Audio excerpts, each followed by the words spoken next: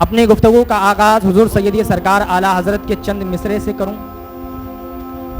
اعلیٰ حضرت فرماتے ہیں واہ کیا مرتبہ اے غوث ہے بالا تیرا،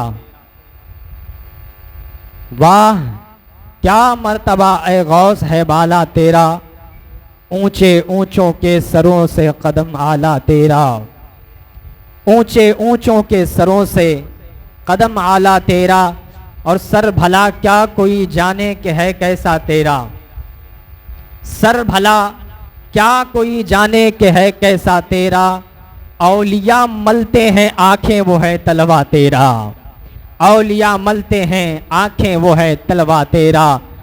اور فرماتے ہیں ابن زہرا کو مبارک ہو عروس قدرت، قادری پائے تصدق میرے دولہا تیرا، ورفعنا لکا ذکرک کا ہے سایہ تجھ پر، ورفعنا لکا ذکرک کا ہے سایہ تجھ پر، ذکر اونچا ہے تیرا بول ہے بالا تیرا، ذکر اونچا ہے تیرا بول ہے بالا تیرا، تو گھٹائے سے کسی کے نہ گھٹا ہے نہ گھٹے، جب بڑھائے تجھے اللہ تعالیٰ تیرا، جب بڑھائے تجھے اللہ تعالیٰ تیرا، اور قسمیں دے دے کے کھلاتا ہے پلاتا ہے تجھے، قسمیں دے دے کے کھلاتا ہے پلاتا ہے تجھے، پیارا اللہ تیرا چاہنے والا تیرا، پیارا اللہ تیرا چاہنے والا تیرا۔ اور فرماتے ہیں سارے اقطاب جہاں کرتے ہیں کعبے کا طواف، یہ مرتبہ غوث اعظم تو آپ بعد میں دیکھیے گا، چوکھٹے غوث اعظم کی شان تو یہ ہے کہ سارے اقطاب جہاں کرتے ہیں کعبے کا طواف، لیکن کعبہ کرتا ہے طواف درے والا تیرا، کعبہ کرتا ہے طواف درے والا تیرا، راج کس شہر میں کرتے نہیں تیرے خدام، باج کس نہر سے لیتا نہیں دریا تیرا، باج کس نہر سے لیتا نہیں دریا تیرا، الاما غوث، الاما غوث وہ قہر ہے تیکھا تیرا، مر کے بھی چین سے سوتا نہیں مارا تیرا۔ خیر اشعار پڑھوں گا تو وقت ختم ہو جائے گا۔ فرماتے ہیں مکتے میں اے رضا یوں نہ بلک تو نہیں جید تو نہ ہو، اے رضا یوں نہ بلک تو نہیں جید تو نہ ہو، سید جید ہر دہر ہے مولا تیرا، سید جید ہر دہر ہے مولا تیرا۔ اعلیٰ حضرت نے جو لفظ بلک جو لیا ہے بلکنا، فرماتے ہیں اے رضا یوں نہ بلک، بلکنا اور ہوتا ہے اور رونا اور ہوتا ہے۔ جب انسان کو شدید تکلیف ہوتی ہے، جب اسے کوئی پریشانی لاحق ہوتی ہے، تب اس کے آنکھوں سے آنسو ٹپکتے ہیں اور اسے رونا کہتے ہیں۔ لیکن جب انسان کسی کی محبت میں، کسی کے عشق میں مستغرق ہو جاتا ہے اور وہ اس کے عشق میں ڈوب کر جب روتا ہے تو اسے بلکنا کہتے ہیں۔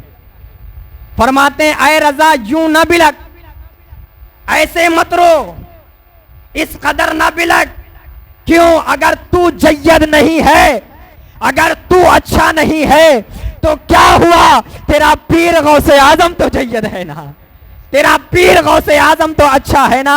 اے رضا یوں نہ بلک تو نہیں جید تو نہ ہو، سید جید ہر دہر ہے مولا تیرا، سید جید ہر دہر ہے مولا تیرا۔ حضور غوث اعظم کی شخصیت محتاج تعارف نہیں، مرکز قطبیت دائرہ قطبیت، مرکز دائرہ قطبیت، مظہر شان نبوت، محور مرتبہ غوثیت، مصدر فیضان ولایت۔ اگر کسی کی ذات ہے تو وہ ذات سیدنا غوث اعظم کی ذات ہے۔ آپ کی ذات کریمہ، ذات مبارکہ محتاج تعارف نہیں ہے کہ آپ ہے کون، اس لیے کہ شاہ عبدالحق محدث دہلوی نے لکھا، مقام غوث اعظم سنے اللہ نے کیا شان عطا فرمائی، کیا مرتبہ عطا فرمایا، کیا بلندیاں عطا فرمائی، کہ جن کے تلووں پر اپنے سروں کو رکھنا اولیاء اس میں فخر محسوس کرتے ہیں، وہ شان عبدالقادر جیلانی کی ہے۔ کہ ان کے قدموں پر اپنے سر کو رکھنا، اولیاء اس میں فخر محسوس کرتے ہیں، باعث فخر ہے ان کے نزدیک، وہ شان ہے۔ شاہ عبد الحق محدث دہلوی علیہ الرحمہ فرماتے ہیں، اپنے کتاب جذب القلوب میں لکھتے ہیں، فرماتے ہیں کہ جتنے بھی انسان ہیں ان انسانوں میں بھی کوئی نہ کوئی پیر ہے انسانوں کا، اور جتنے بھی جنات ہیں ان جناتوں میں بھی پیر ہے کوئی نہ کوئی جناتوں کا، اور جتنے بھی فرشتے ہیں ان فرشتوں میں بھی پیر ہیں، انسانوں میں بھی پیر، جناتوں میں بھی پیر، فرشتوں میں بھی پیر، اور فرشتوں میں بھی جو پیر ہے اس کا بھی کوئی پیر ہے، اور انسانوں میں جو پیر ہے اس کا بھی کوئی پیر ہے، جناتوں میں بھی جو کوئی پیر ہے اس کا بھی کوئی نہ کوئی پیر ہے۔ لیکن یہ تنہا شیخ عبد القادر جیلانی کا مقام ہے کہ کوئی جناتوں میں پیر ہے، کوئی فرشتوں میں پیر ہے، کوئی انسانوں میں پیر ہے، لیکن سب کا اگر کوئی پیر ہے تو وہ عبد القادر جیلانی ہے۔ اسی لیے ہم انہیں پیرانے پیر کہتے ہیں کہ وہ جناتوں کے بھی پیروں کے پیر ہیں، وہ فرشتوں کے بھی پیروں کے پیر ہیں، وہ انسانوں کے بھی پیروں کے پیر ہیں۔ اسی لیے ہم انہیں پیرانے پیر کہتے ہیں۔ پیروں کے بھی پیر ہے عبد القادر جیلانی، پیروں کے بھی پیر ہے عبد القادر جیلانی۔ وہ مقام اللہ نے شیخ عبد القادر جیلانی رضی اللہ تعالی عنہ کو بخشا۔ مقام ولایت میں ایک منفرد شخصیت، ایک ایسی شخصیت جن کے مقام و مرتبے کے ڈنکے ان کی ولادت سے پہلے ہی بج رہے تھے، کہو سبحان اللہ۔ جس طرح امام الانبیاء کے تشریف آور سے پہلے، امام الانبیاء کی جلوہ گری سے پہلے، امام الانبیاء کے تشریف لانے سے پہلے ان کے آمد کے ڈنکے انبیاء بجا رہے تھے، اسی طرح شیخ عبد القادر جیلانی کی آمد سے پہلے ان کے آنے کے ڈنکے اولیاء بجا رہے تھے، اور اولیاء ان کا تذکرہ کر رہے تھے اور بتا رہے تھے کہ بغداد کی سرزمین پر ایک ایسا بندہ پیدا ہوگا، اللہ اسے وہ مقام عطا فرمائے گا جو مقام اللہ نے امام الانبیاء کو انبیاء میں عطا فرمایا ہے، وہی مقام اللہ اولیاء میں عبد القادر جیلانی کو عطا فرمائے گا۔ اور اپنے مقدر پر ہم سنی رشک کرتے ہیں، کتنے خوش قسمت ہیں ہم لوگ، کیسے مقدر کے دھنی ہیں ہم لوگ، کیسے مقدر کے سکندر ہیں ہم لوگ کہ اللہ نے ہمیں اپنے محبوب کی امت میں پیدا فرمایا۔ مطلب یہ ہے کہ نبی بھی دیا تو نبیوں کا امام عطا فرمایا، نبی دیا نبیوں کا امام عطا فرمایا، اور ولی بھی دیا تو ولیوں کا امام عطا فرمایا۔ نبی بھی بے مثال ہے اور ولی بھی بے مثال ہے۔ نہ کائنات نبوت میں امام الانبیاء کی کوئی مثال ہے اور نہ ہی کائنات ولایت میں عبد القادر جیلانی کی کوئی مثال ہے، بے مثال ہے وہ۔ اسی لیے علماء فرماتے ہیں کہ جتنا امام الانبیاء پر لکھا گیا کائنات نبوت میں، جتنا امام الانبیاء پر لکھا گیا اتنا کسی نبی پر نہیں لکھا گیا، اور کائنات ولایت میں جتنا عبد القادر جیلانی پر لکھا گیا اتنا کسی پر نہیں لکھا گیا۔ کیوں لکھا گیا؟ غوث اعظم کی ولایت پر، ان کے مقام و مرتبے پر کیوں لکھا گیا؟ اس لیے لکھا گیا کیونکہ حضور غوث اعظم قطب ربانی، شاہباز لامکانی، قندیل نورانی، غوثیت کبریٰ،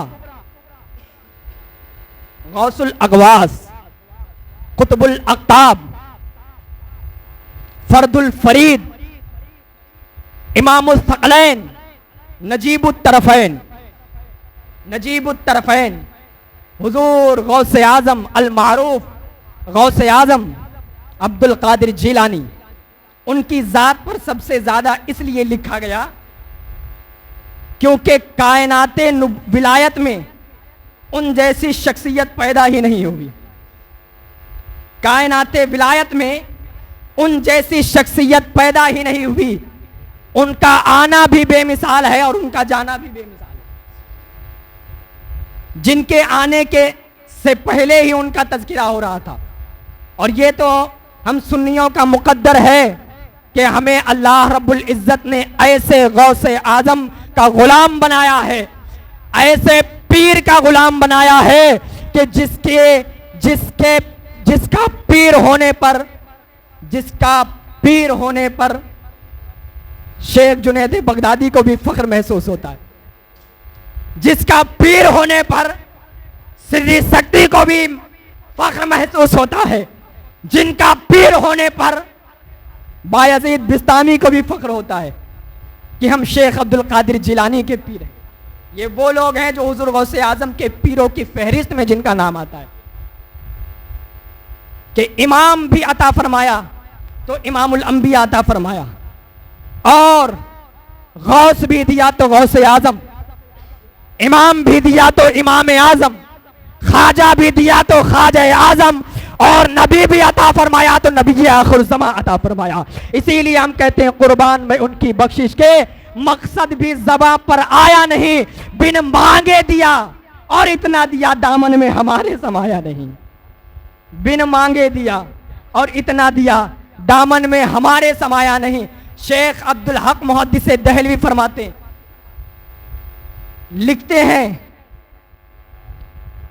کہ شیخ سلیمان توسوی علیہ الرحمہ آج جب حضور غوث اعظم کی ذات پر باتیں ہوتی ہیں, جب ان کے مراتب کو بیان کیا جاتا ہے, جب ان کے منازل کو انسان اپنی نگاہوں سے دیکھ کر طے کرتا ہے اور پھر دیکھ کر دنگ ہوتا ہے, تو وہ بھی یہ کہنے پر مجبور ہوتا ہے کہ غوث اعظم جیسی شخصیت اس دنیا میں ولایت کی کائنات میں نظر نہیں آتی. اللہ نے وہ شان عطا فرمائی ہے کہ پیدا ہونے سے پہلے ہی امام الانبیاء نے آ کر بشارت عطا فرمائی. کسے؟ شیخ ابو صالح موسیٰ جنگی دوست ان کے والد گرامی کو, کہ مبارک ہو تیرے نسل میں وہ شہزادہ پیدا ہونے والا ہے جو میرا بھی محبوب ہے اور رب کا بھی محبوب ہے. خود امام الانبیاء نے آ کر جن کی بشارت دی اور فرمایا کہ اللہ نے وہ مقام عبد القادر کو عطا فرمایا ہے جو مقام اللہ نے نبیوں میں مجھے عطا فرمایا, وہی مقام ولیوں میں عبد القادر جیلانی کو عطا فرمایا ہے, جن کی ولادت ہی بے مثال ہے. ولادت بے مثال. کیا پڑھوں کہ غوث اعظم کی شخصیت کا نام ہے, کیا بتاؤں کہ غوث اعظم کس قطب الاقطاب کا نام ہے. بچپن میں ہی جسے یہ پتہ چل جاتا ہے کہ میں اللہ کا محبوب ہوں, بچپن ہی میں جسے بتا دیا جاتا ہے کہ تو اللہ کا ولی ہے, بلکہ یہ بتا دیا جاتا ہے کہ سردار اولیاء ہے, اولیاء کا سردار ہے. حضور غوث اعظم رضی اللہ تعالیٰ عنہ فرماتے ہیں, کسی نے پوچھا کہ حضور آپ کو کب پتا چلا کہ آپ ولی کامل ہیں, اللہ کے دوست ہیں, اللہ کے محبوب ہیں, ایک ولی ہیں. آپ فرماتے ہیں مجھے اس وقت ہی پتا چل گیا تھا جب میں مکتب میں پڑھنے کے لیے جاتا تھا, مکتب میں پڑھنے کے لیے جاتا تھا, اس وقت مجھے پتا چلا تھا کہ میں اللہ کا محبوب ہوں. فرمایا وہ کیسے؟ کہا جب میں جاتا تھا تو میرے ساتھ ایک فرشتہ بھی چلا کرتا تھا, اور وہ فرشتہ مکتب میں پہنچ کر کہتا تھا افسحوا لولی اللہ, اللہ کے ولی کے لیے جگہ گشادہ کر دیا جائے اور خالی کر دیا جائے, اس لیے کہ اللہ کا ولی آ چکا ہے. آوازیں آیا کرتی تھی اور بتایا جاتا تھا کہ یہ اللہ کا محبوب ہے, یہ اللہ کا ولی ہے. لیکن اپنی ماں سے آ کر کہا تھا امی مجھے دین کے لیے وقف کر دو. ایسا ولی کہ جس کی ولیوں میں کوئی مثال نہیں, وہ فرما رہا ہے مجھے دین کے لیے وقف کر دو, جسے پتا ہے بچپن میں ہی کہ میں اللہ کا محبوب ہوں, اللہ کا ولی ہوں, پھر بھی وہ دین کے لیے اپنے آپ کو آگے بڑھا رہا ہے. اور مکتب میں چل کے جا رہے ہیں, یہ نہیں کہا کہ جب مجھے پتا چلا کہ میں اللہ کا ولی ہوں تو میں نے مکتب میں جانا چھوڑ دیا، نہیں، بلکہ آ کر اپنی ماں سے کہا امی مجھے اجازت دو کہ میں علم دین کے لیے یہاں سے آگے بڑھ جاؤں، علم دین کے لیے میں جاؤں اور علم دین کے لیے میں اپنی زندگی کو صرف کر دوں اللہ کی راہ میں۔ آج مجھے بتائیے، اگر آپ ناراض ہو رہے ہیں تو مجھے اس پر کوئی خوف نہیں ہے، اپنے بھی خفا مجھ سے ہیں، بیگانے بھی ہیں ناخوش، میں زہر حلائل کو کبھی کہہ نہ سکا قند، کہتا ہوں وہی بات سمجھتا ہوں جسے حق، نہ ابلے مسجد ہوں نہ تہذیب کا فرزند۔ برا لگے تو لگتا رہے، لیکن آپ کے بچے کو کس فرشتے نے آ کر بتایا کہ آپ کا بچہ اللہ کا محبوب ہے؟ اسے مکتب میں جانے کی ضرورت نہیں ہے، اسے علم دین حاصل کرنے کی ضرورت نہیں ہے۔ کس نے بتایا؟ آپ کے بچوں کو کون سا فرشتہ ہے جو مکتب تک چھوڑنے کے لیے لے جاتا ہے؟ کون سا فرشتہ ہے جو آپ کے بچے کو ٹیوشن تک لے جاتا ہے، اسکول تک لے جاتا ہے؟ آپ کو پتا نہیں آگے جا کے آپ کا بچہ کیا گڑ کھلائے گا، لیکن آپ نے اپنے بچے کو علم دین سے دور کر دیا ہے۔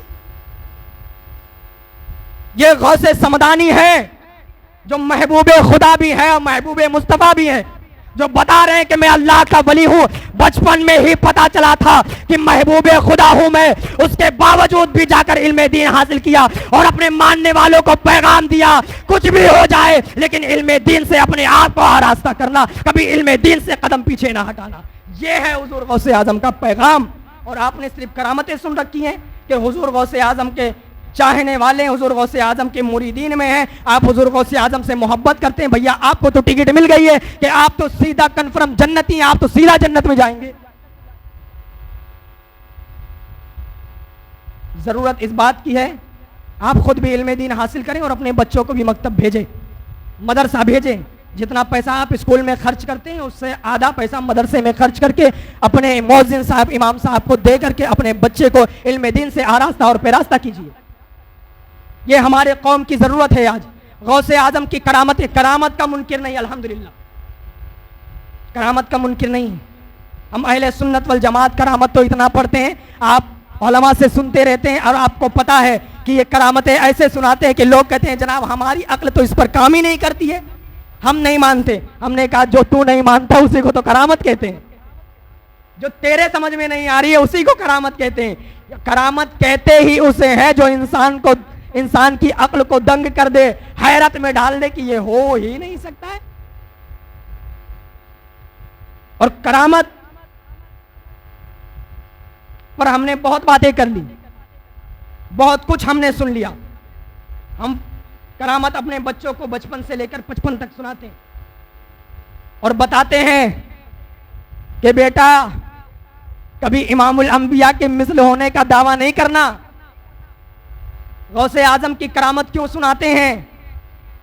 حضور غریب نواز کی کرامت کیوں سناتے ہیں؟ اولیاء اللہ کے تذکرے کیوں کرتے ہیں؟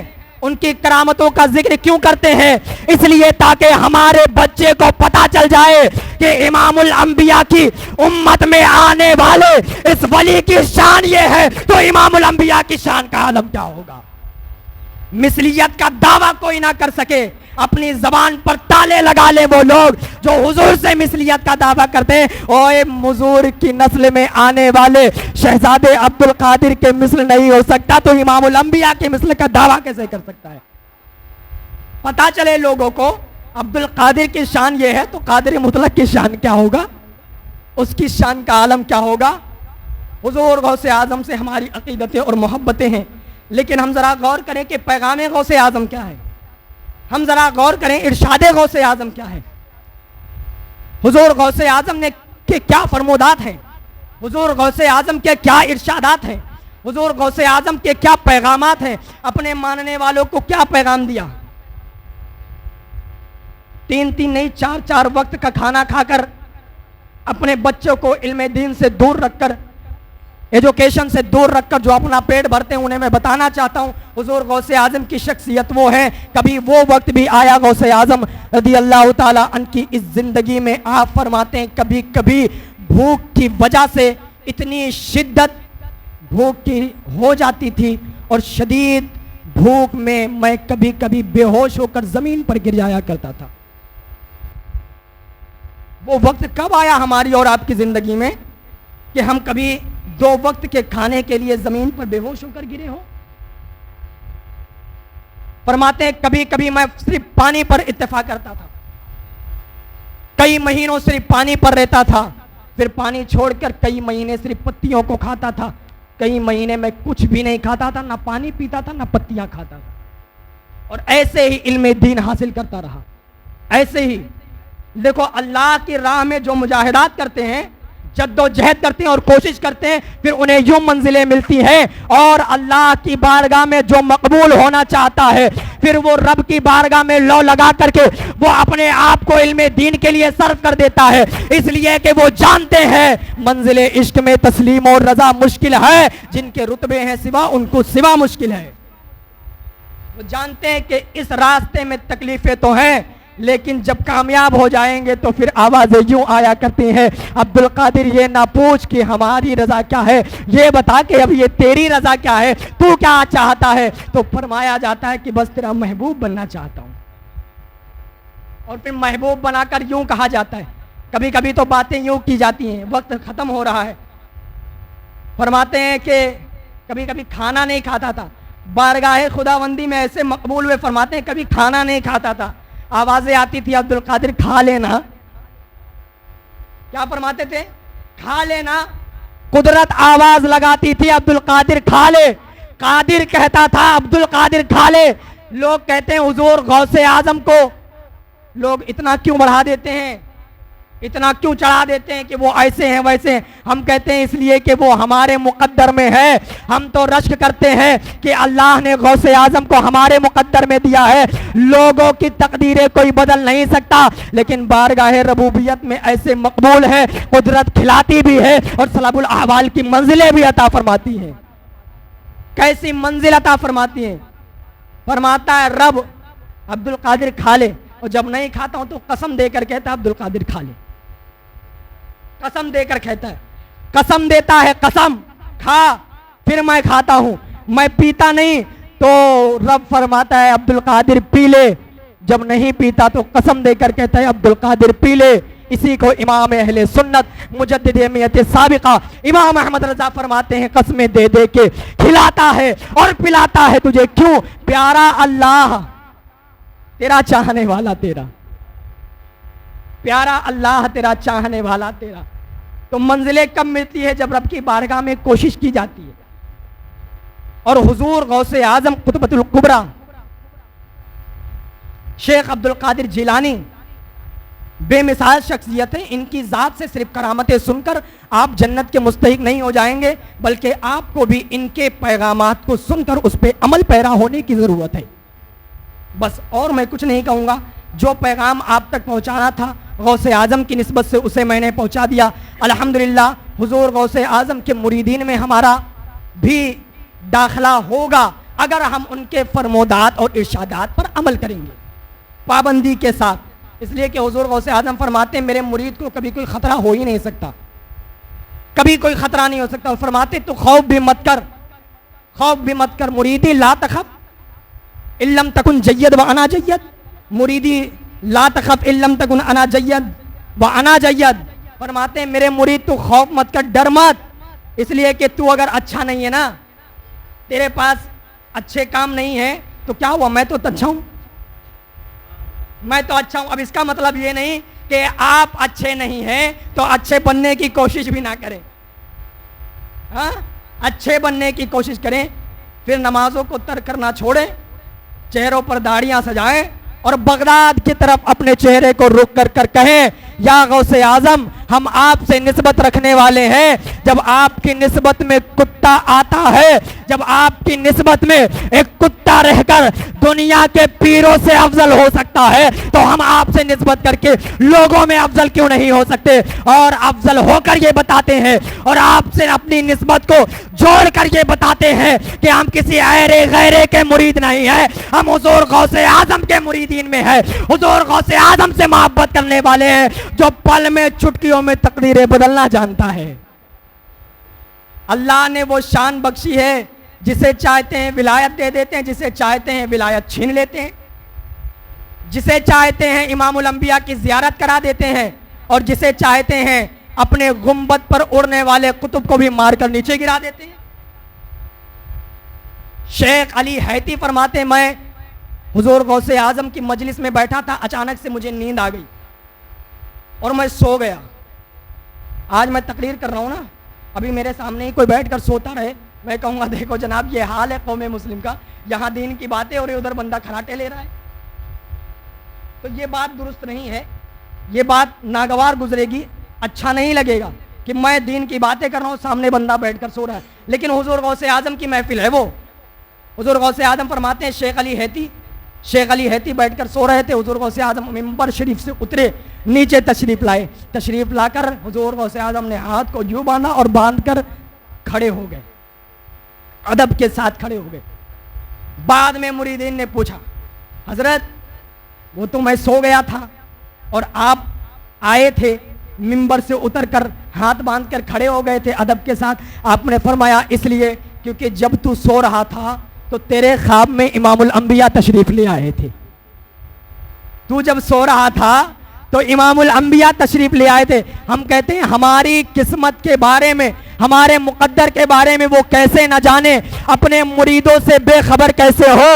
اس لیے کہ جب سوتے ہوئے میں وہ یہ بتا سکتے ہیں کہ تو سو رہا ہے، تیرے خواب میں امام الانبیاء تشریف لائے تھے۔ جب وہ سونے میں بندہ سو رہا ہو اور اس کے خواب کو جان سکتے ہیں تو ہماری اور آپ کی تقدیر کو کیسے نہیں جان سکتے؟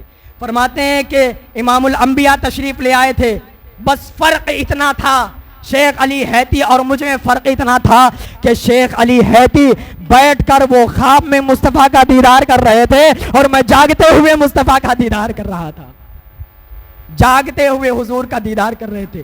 حضور غوث اعظم کی شان یہ ہے، یہ شان ہے، یہ ہے حضور غوث اعظم پل میں تقدیریں بدلتے ہیں۔ ایک واقعہ پڑھتا ہوں، گفتگو ختم، وقت ہو رہا ہے۔